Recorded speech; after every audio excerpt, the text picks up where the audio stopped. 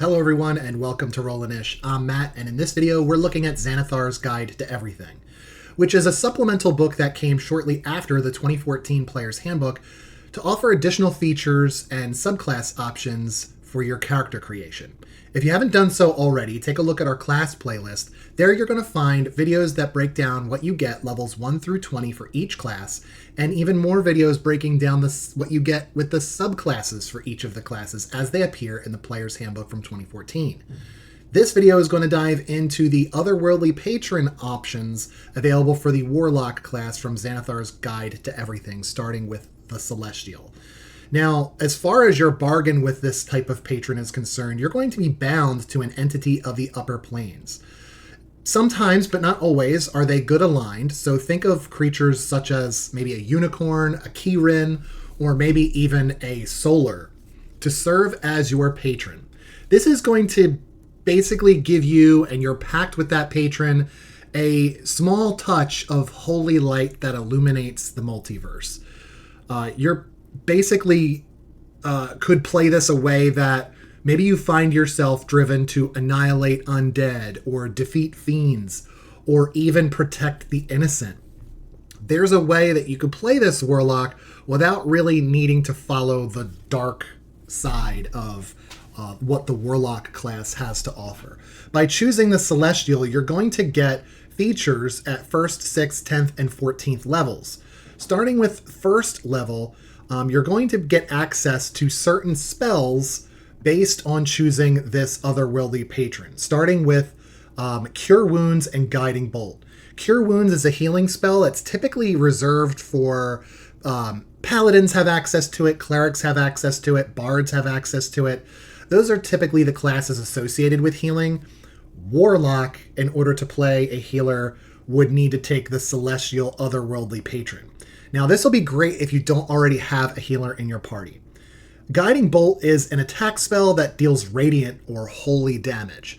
So this is a great way to make that ranged attack. When you hit, it deals 4d6 radiant damage, and the next attack roll made against that target before the end of your next turn will have advantage, because they're essentially glowing and radiating this holy light, making them very much a bullseye to aim for.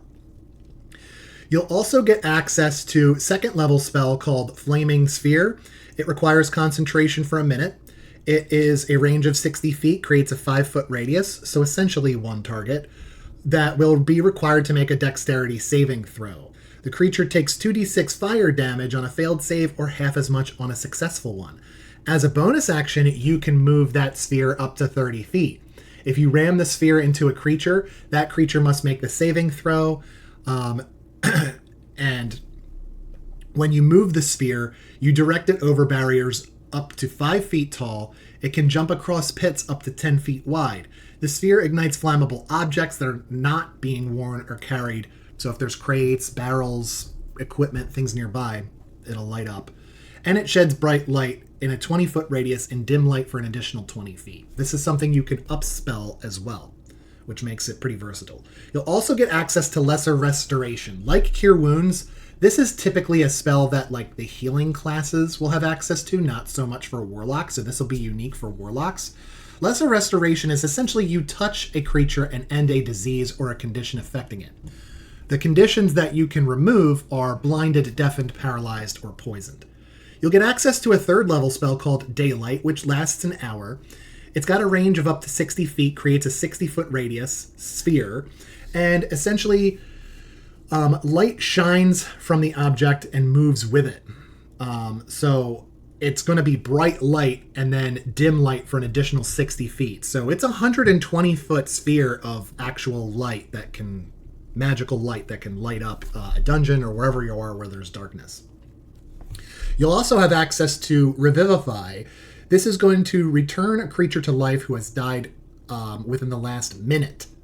There's limitations to Revivify. It'll bring them to life with 1 hit point. This spell can't return to life a creature that has died of old age, nor can it restore missing body parts. You'll get access to a 4th level spell called Guardian of Faith. Again, this is another healer, a healer spell, so typically you'll find this with clerics. It lasts for 8 hours, has a range of 30 feet, requires a dexterity saving throw. Otherwise, a guardian appears, and any creature hostile to you that moves to a space within 10 feet of this guardian for the first time must succeed on a dexterity saving throw. The creature takes 20 radiant damage on a failed save, or half as much on a successful one. The guardian vanishes when it has dealt a total of 60 damage. So this is a good way to slow down a party that might be chasing you. It's a good way to stick it in a group of enemies that are coming towards you, so as they're coming, it can just start swinging and like I said, slow things down. It's a good defender for your party. Wall of Fire is essentially what it sounds like. You create a wall of fire that could be up to 60 feet long, 20 feet high, 1 foot thick, or a ringed wall that creates a 20-foot diameter that is still 20 foot high and a foot thick.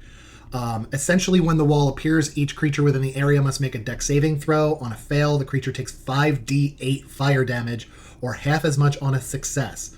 One side of the wall, selected by you when you cast the spell, deals this damage to any creature that ends its turn within 10 feet of that side or inside the wall.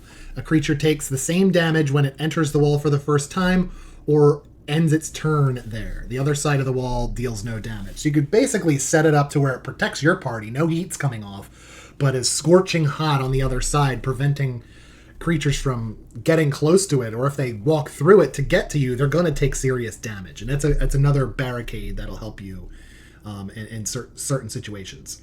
A 5th level spell called Flame Strike. This is a range of 60 feet, creates a 10-foot cylinder.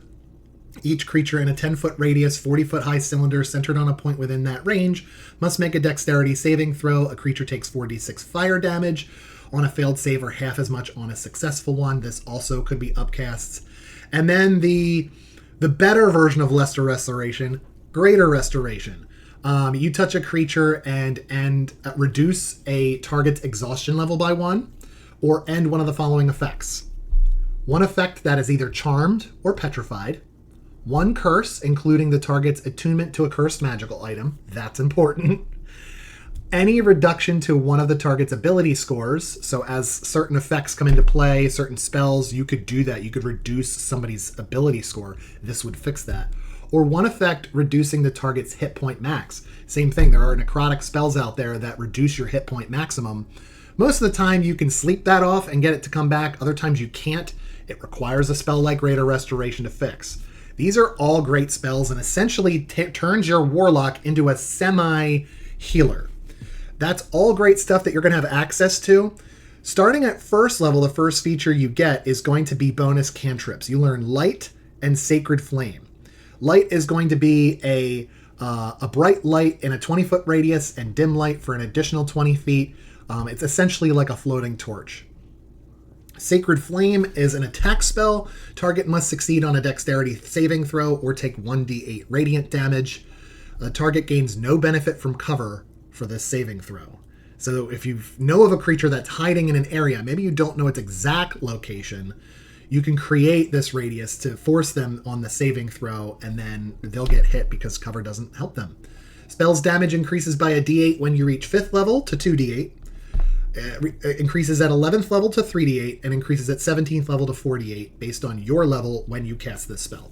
It grows as you grow in level, which is pretty cool. They count as Warlock cantrips for you, but they don't count against your number of cantrips known, so they're like freebies. That's pretty good. You also get a feature called Healing Light at first level. You have a pool of d6s that you spend to fuel this Healing Light. The number of dice in the pool equals 1 plus your Warlock level. So at first level, 1 plus 1 is 2. You get 2d6 that you're able to use your Healing Light in order to heal. The max number of dice you can spend at once equals your Charisma modifier. So if you really want to really lean on this ability to heal, you want to make sure your Charisma modifier is as high as it can go. So you want to max out that Charisma to 20, making that modifier a +5, meaning you got 5 uses of this Healing Light. So that is something worth considering as you're leveling up and you get to the areas where you get an ability score improvement. You may want to consider that to maximize your ability to use a feature like this. At 6th level, you get a feature called Radiant Soul. You have resistance to radiant damage, and when you cast a spell that deals radiant or fire damage, you can add your charisma modifier to 1 radiant or fire damage roll of that spell against one of its targets. Just a way to get a little bit additional damage based on your innate radiance emanating from your soul. At 10th level, you get Celestial Resistance. You gain temporary hit points whenever you finish a short or long rest. These temporary hit points equal your Warlock level plus your Charisma modifier. So let's say your Charisma modifier is a +4, and you get this at level 10. 10, your level, plus your Charisma modifier, 4, equals 14. So anytime you finish a short or long rest, you just get that many temporary hit points. Additionally, choose up to 5 creatures that you can see at the end of the rest. Those creatures gain temporary hit points equal to half your Warlock level plus your Charisma modifier. So again, same example, level 10, half is 5. 5 plus your Charisma modifier, let's say it's 4, is 9. You can pick some of your teammates up to, it says up to 5 of them, to do that after a short or long rest. You're just going to get temporary hit points just for being near your Warlock. That is a great thing to have. Temporary hit points are like a floating shield that get used up first. Remember, they are temporary. Once you rest, they go away. Once they are reduced to 0, it disappears. You can't refill them. But it's like a floating shield, and that is always helpful in a game where danger is present. Searing Vengeance is a ability you get at 14th level. When you have to make a death saving throw at the start of your turn, you can instead spring back to your feet with a burst of radiant energy. You regain hit points equal to half your hit point maximum, and then you stand up if you so choose. That's a lot of health. I mean, starting at 14th level, you're probably somewhere, if it was minimum of 5 hit points at 14 levels, you're talking, 70, close to 70, 80 hit points as a max. So to be able to go from rolling death saves to 35, 40 hit points, that's a big deal. Each creature of your choice that is within 30 feet of you takes radiant damage equal to 2d8 plus your charisma modifier and is blinded until the end of the current turn. Okay, each creature of your choice. So you can protect your teammates from this. That's good. Once you use this feature, you can't use it again until you finish a long rest. Whew, there's a lot going on there, but it's essentially the Warlock's version of a healer, and that all sounds pretty cool because it's not just buffing you, it's buffing your team, and that makes a difference. The next option here for your Otherworldly Patron is going to be the Hexblade. This is a mysterious force from the Shadowfell that manifests itself typically in sentient magical weapons. It is said that the Raven Queen may have been the first to forge these kind of weapons, and so they, including you, are a tool used to manipulate certain events throughout the multiverse. So you yourself are a weapon, and that is the Hexblade. It gives an example of a type of sentient weapon that is in the game, and that is something that, it's like your weapon is speaking to you, in a sense. So that is a very interesting take on a patron. You get features at 1st, 6th, 10th, and 14th levels. First, let's take a look at the expanded spell list and see what you get. Additionally, when you take the Hexblade option, at 1st level you get Shield and Wrathful Smite. So Shield is a reaction spell. It is going to increase your AC by 5. And it is the only way to not take damage from a magic missile. So regardless of whatever your armor class is, and most warlocks can wear light and I'm not sure about medium armor, but they have some armor that they can wear. Shield on top of that is going to be a reaction spell to add 5 to your AC. That's pretty cool. Wrathful Smite is, these smite spells come from the Paladin list. Typically, it is a blessing on your weapon. At least that's how I like to explain it. It is concentration for a minute. The next time you hit with a melee weapon attack during the spell's duration, your attack deals an extra 1d6 psychic damage. Additionally, if the target is a creature, it must succeed on a wisdom saving throw or be frightened of you until the spell ends. As an action, the creature can make a wisdom check against your spell save DC to steal its resolve and end this spell. But even if they did that on their first turn, you just got them to waste their action getting rid of this frightened condition. So that's pretty cool. Wrathful Smite is going to do a little bit of extra damage, plus make them frightened, could give you additional benefits, force them to run away. If they're running by teammates, maybe they provoke opportunity attacks because of it. And if they do get out of it, they've wasted their turn using an action to make the wisdom save to get out of this frightened condition. So worth it. Wrathful Smite is awesome. You get access to a second level spell called Blur. It also requires concentration for a minute. Your body essentially becomes a blurred, shifting, wavering to all who can see you. For the duration, any creature has disadvantage on attack rolls against you. An attacker is immune to this effect if it doesn't rely on sight, as with Blind Sight, or can see through illusions, as with True Sight. So some higher powered creatures have those Blind Sight, True Sight. Other than that, this is going to tackle a majority of the creatures that you might come up against, forcing them to have disadvantage on attack rolls against you. That's pretty cool. Branding Smite is another one of the paladin spells. Requires concentration on your part for a minute. The next time you hit a creature with the weapon attack before the spell ends, the weapon gleams with astral radiance as you strike. The attack deals an extra 2d6 radiant damage to the target, which becomes visible if it is invisible. And the target sheds dim light for 5-foot radius and can't become invisible until the spell ends. So if you've got something like a green hag that likes to go invisible often and move around the map and pop up and cast spells or attack, they like to go invisible and do that, hitting them with a branding smite will allow them to stay seen, allowing the rest of your party the ability to also join in the fray. It's a great spell. Third level is Blink. Roll a d20 at the end of each of your turns for the duration of the spell. On a roll of 11 or higher, you vanish from your current plane of existence and appear in the ethereal plane. Or this fails if you're already on the ethereal plane. At the start of your next turn, when the spell ends, if you're on the ethereal plane, you return to an unoccupied space of your choice that you can see within 10 feet from the space you vanished from. If no unoccupied space is available within that range, you appear in the next unoccupied space. So essentially, this is a way for you to delay a teleport. I like to call it getting put in timeout, because I can go to the ethereal plane, move, blink back, and be moved into where I am on the material plane. Here's why I determined that. While on the ethereal plane, you can see and hear the plane you originated from, which is cast in shades of gray, and you can't see anything there more than 60 feet away. You can only affect and be affected by other creatures on the ethereal plane. Creatures that aren't there can perceive you or interact with you unless they have the ability to do so.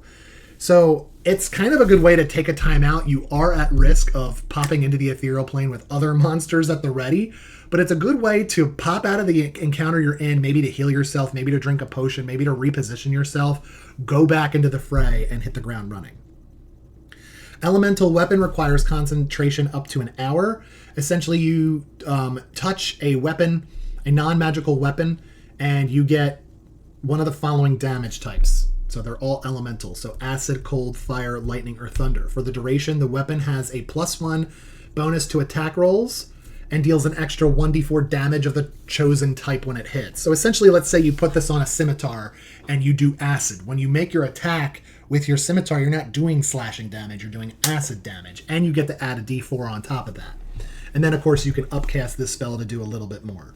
You get access to a 4th level spell called Phantasmal Killer. It requires concentration for a minute. Essentially, you target a creature that you can see within range and create an illusionary manifestation of its worst nightmares only for that creature to see. That target must make a wisdom saving throw. If they fail, the target becomes frightened for the duration. At the end of the target's turns, before the spell ends, the target must succeed on a wisdom saving throw or take 4d10 psychic damage. On a successful save, the spell ends. You got to be careful with this one, because on the initial onset of the casting of the spell, it's 1 wisdom save, and you become frightened, or they don't. Now, if they become frightened, at the end of the target's turn, they have to repeat the save. They're already frightened. If they fail that save, that's when the 4d10 damage kicks in. Of course, if they succeed on any of those saves, your spell's kind of wasted. But it's a stacking spell. So first, get them frightened. At the end of their own turn, they do it again. and if they fail again, they take 4d10 psychic damage. You can upcast this at higher levels, and by doing so, you increase the damage die for that second failed save. That's called Phantasmal Killer. It requires patience on your part to cast it, but when it hits, it is worth it. Staggering Smite. Again, another smite spell from the Paladin list. This is going to require concentration for a minute, just like the others. The next time you hit a creature with a melee attack during the spell's duration, your weapon pierces both body and mind, and the attack deals an extra 46 psychic damage to the target. The target must make a wisdom saving throw. On a failed save, it has disadvantage on attack rolls and ability checks and can't take reactions until the end of its next turn. So it's not only psychic damage, but it's almost like getting them to blow their turn. Not necessarily, and I understand that, because it's disadvantage on attack rolls and ability checks. They could still succeed, but you're increasing the chances of them not succeeding. And they can't take reactions, so fleeing away from this creature will not provoke opportunity attacks because they can't take that reaction to do so. Staggering Smite is a great spell for that. You'll get access to a 5th level spell, Banishing Smite. Again, Paladin list. Concentration for a minute. Next time you hit a creature with a weapon attack before the spell ends, your weapon crackles with force, and the attack deals an extra 5d10 force damage to the target.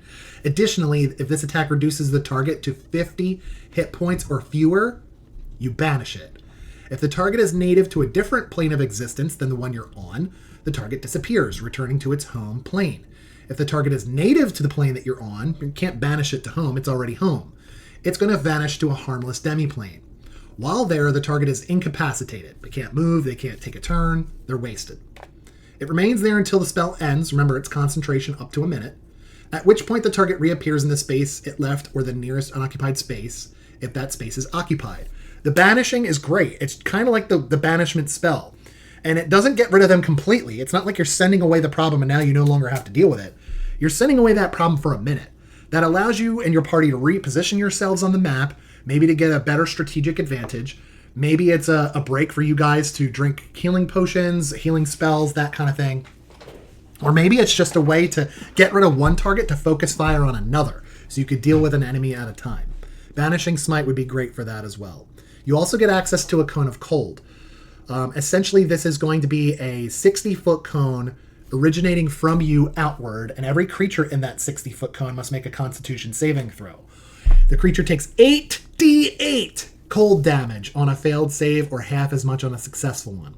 A creature killed by this spell becomes a frozen statue until it falls. Again, you can upcast this one for additional damage. Love Cone of Cold. So this is kind of like dipping into Paladin and Warlock, because you get some of the stuff that Paladins get, like Shield and the Smites and things like that, while also being a Warlock. This is a pretty cool thing. In addition to the spells that you get access to, starting at 1st level, your first feature is called Hexblade's Curse. You gain the ability to place a baleful curse on someone. As a bonus action, choose one creature you can see within 30 feet of you. The target is cursed for a minute. The curse ends early. If the target dies, you die or you're incapacitated. Until the curse ends, you gain the following benefits. You gain a bonus to damage rolls against the cursed target. The bonus equals your proficiency bonus. So that's the extra damage, whatever your proficiency bonus is. If you're at a +3, it means 3 additional damage.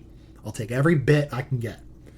Any attack roll you make against the cursed target is a critical hit on a roll of 19 or 20. So you've just increased your chances of critical success by 10%. If the cursed target dies, you regain hit points equal to your Warlock level plus your Charisma modifier. You can't use this feature again until you finish a short or long rest. At 1st level, you also get access to Hex Warrior. You gain proficiency with medium armor, shields, and martial weapons right at 1st level. So medium armor might put you at a 14, 15. Being able to cast shield on yourself adds that +5 as a reaction. So like we were talking about earlier, that's really going to be helpful in against stronger enemies. The influence of your patron also allows you to mystically channel your will through a particular weapon. Whenever you finish a long rest, you can touch one weapon that you're proficient with and that lacks the two-handed property. When you attack with that weapon, you can use your Charisma modifier instead of Strength or Dexterity for the attack and damage rolls. Remember, weapons are Strength or Dex based on the weapon. Now, your primary ability score as a Warlock should be Charisma. because you're a spellcaster, you utilize charisma for that, and your strong suit is going to be communication because of your relationship with your patron. So charisma is likely going to be your highest ability modifier. This gives you the ability to channel your energy through your charisma and use that instead of strength or dex, which is going to make your weapons hit even harder. So I love this for the Warlock. For the attack and the damage rolls. So the damage modifier will get this as well. This benefit lasts until you finish a long rest. If you later gain the Pact of the Blade feature, this benefit extends to for every packed weapon you conjure with that feature, no matter the weapon's type. So that goes back to the what do all Warlocks get? You get to choose your pact. I think it's at 2nd or 3rd level. Accursed Spectre, starting at 6th level. When you slay a humanoid, that's very specific, you can cause its spirit to rise from its corpse as a spectre. The statistics for which are in the monster manual. When the spectre appears, it gains temporary hit points equal to half your Warlock level. So a spectre on average has 22 hit points. You get this at 6th level, so half your level is 3.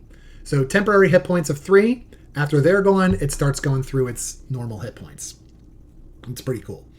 Roll initiative for the spectre, which has its own turns. It is its own combatant.